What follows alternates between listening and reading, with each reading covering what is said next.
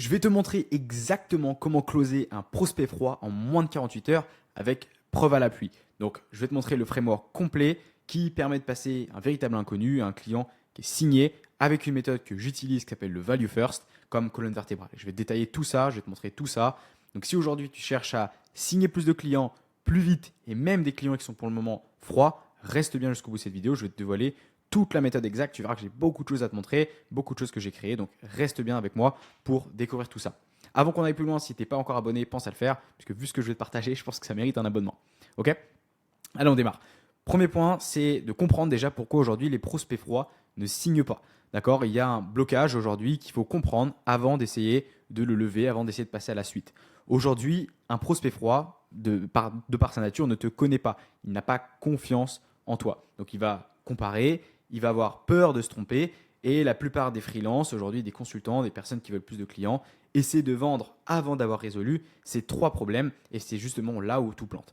Premier point, le premier blocage, le premier problème qu'il y a ici, c'est que forcément, il ne te fait pas confiance. Aujourd'hui, tu es un inconnu, donc même si ton offre est potentiellement excellente, il ne peut pas le savoir encore, et c'est logique.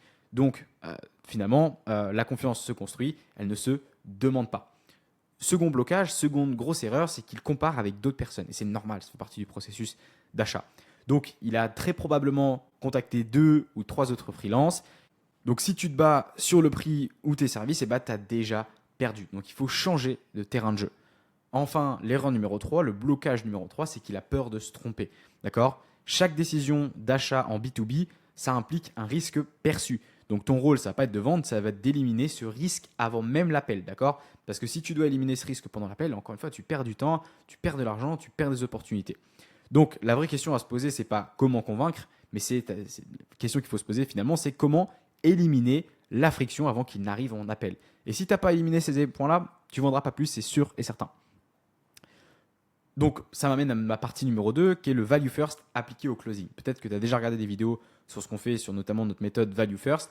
Et là, aujourd'hui, on va rentrer sur un des aspects spécifiques de cette méthode que je te partage complètement gratuitement. Donc, le principe, c'est quoi? C'est avant de demander, il faut pouvoir prouver, il faut pouvoir démontrer et donner. Okay, même avec un prospect froid, je dirais même encore plus avec un prospect froid. Aujourd'hui, la plupart des freelances, ils vont attendre un appel pour montrer leur valeur. Mais c'est déjà trop tard, et c'est ça qu'il faut comprendre. Le prospect froid doit recevoir de la valeur avant le R1, donc le rendez-vous numéro 1, pendant le R1 et au R2 où il prend une décision qui est éclairée. Parce que la confiance et l'expertise ont déjà été montrées. Et encore une fois, tu ne vendras jamais plus et tu ne vendras jamais tout court d'ailleurs si tu n'as pas fait créer de la confiance et démontrer ton expertise en amont. Donc comment on fait? Avant le R1, l'idée c'est de préchauffer la relation. Pour ça, tu peux envoyer un audit express personnalisé avant même le call. C'est très facile de le faire maintenant. Je te ferai sans doute des vidéos à ce sujet sur comment en faire avec l'IA. Ça va très très très vite. Une observation précise sur son business, par exemple. Un problème que tu as pu identifier dans ce qu'il fait aujourd'hui. L'idée, c'est qu'il arrive à se demander, mais finalement, qui est ce type, qu'est-ce qu'il peut m'apporter et non pas combien ça coûte. Et ça, déjà, ça change beaucoup de choses. Donc, la confiance commence avant le premier mot échangé. Et ça, il faut vraiment, vraiment le prendre en compte. Enfin, le second point, c'est que pendant le R1, il va falloir démontrer en temps réel cette expertise, ok, et de montrer cette confiance. Donc, ne présente pas ton offre. Ce n'est pas le but du R1, d'accord? Tu n'es pas là pour montrer tes services lors du R1.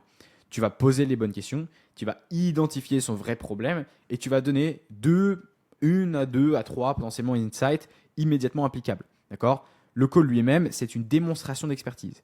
Tu es là pour trouver le problème, l'identifier et apporter des clés à ce problème-là, des clés réelles, c'est-à-dire des choses qu'il peut vraiment appliquer.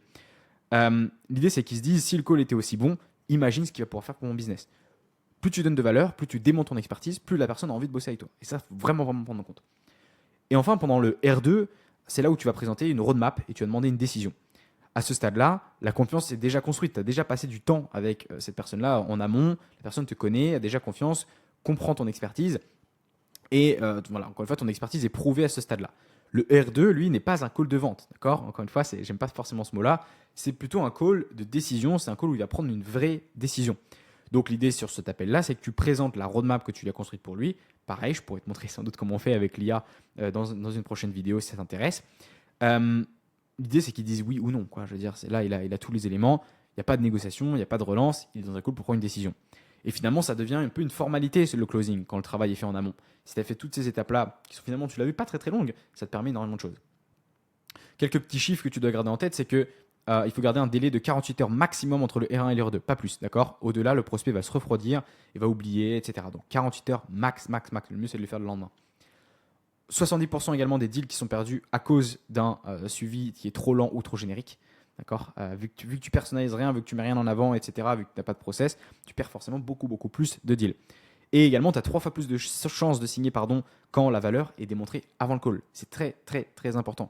Pose-toi cette question de pourquoi tu vois aujourd'hui potentiellement tes concurrents qui arrivent à signer comme ça, ou ils font juste un appel et ils vendent comme ça hyper facilement. Mais il faut une chose que toi, tu n'as pas encore compris, c'est qu'ils montrent la valeur avant. C'est-à-dire qu'avant même que la personne arrive en call, elle comprend l'expertise du gars. Et c'est ça que tu dois appliquer aujourd'hui à ton activité. Bon, tout ça c'est bien beau, mais concrètement, comment je fais? Tu vas me dire. Je vais te montrer maintenant.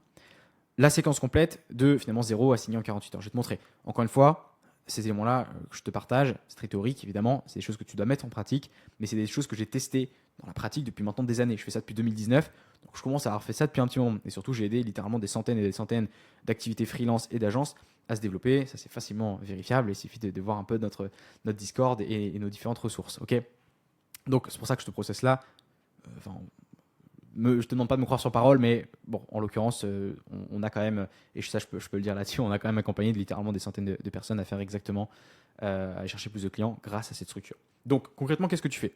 H-24 avant le R1, tu lui envoies le petit audit express personnalisé. C'est pas un gros truc, ok? D'accord. La veille du call, tu envoies un petit message court avec une observation précise sur son business.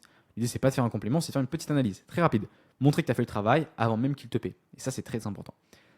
Par exemple, je t'ai mis un exemple de message ici. Avant notre échange demain, j'ai regardé rapidement ton site, ton LinkedIn, ton tunnel, peu importe.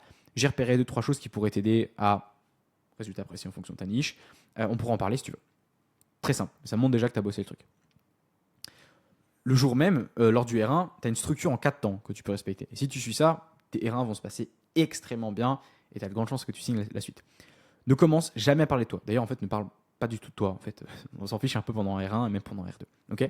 La structure gagnante, c'est celle-ci. D'une part, tu rappelles le contexte, donc tu vas lui demander où est-ce qu'il en est, et tu vas le laisser parler 5 minutes sans l'interrompre. Tu peux parfois poser évidemment un peu plus de questions pour comprendre un peu plus, mais laisse-le parler, d'accord? Laisse-le t'expliquer son contexte à lui, pas tes suppositions. Ensuite, tu vas voir le problème réel.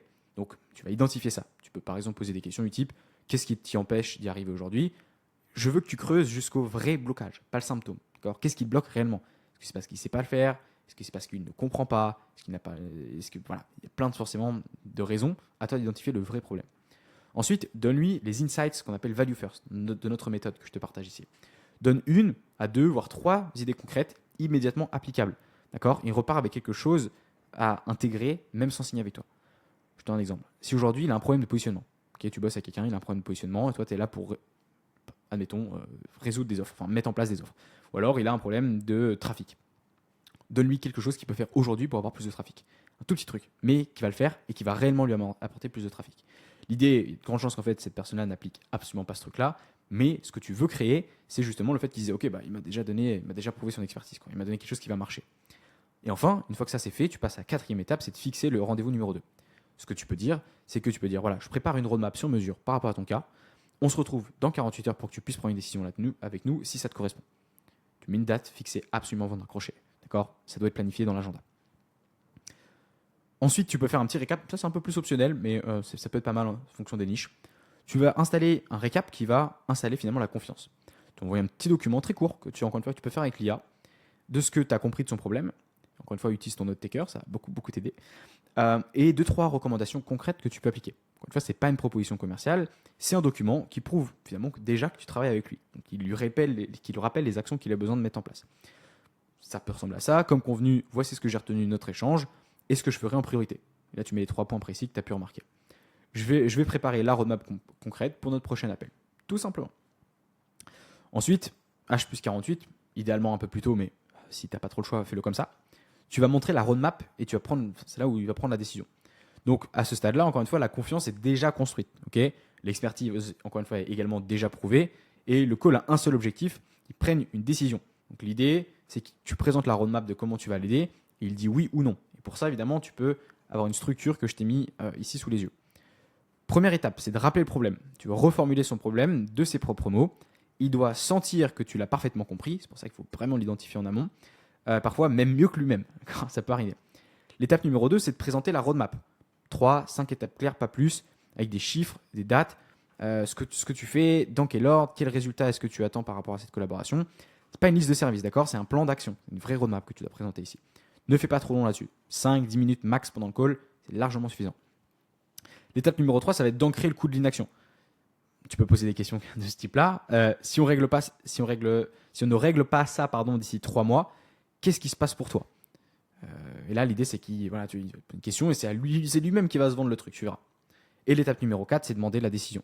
Voilà, sur la base de ce qu'on vient de voir, est-ce qu'aujourd'hui, toi, tu veux qu'on avance ensemble? Direct, sans pression, sans négociation, voilà. Et c'est normal, en fait, à ce stade-là, il est normal que tu attendes une réponse.